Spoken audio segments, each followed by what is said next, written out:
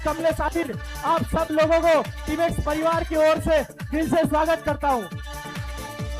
हमारे फंक्शन की शुरुआत करने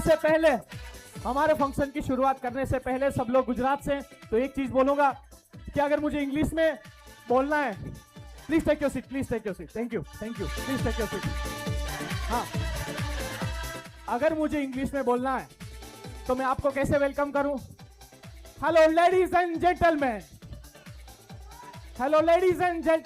gentleman, welcome to all of you.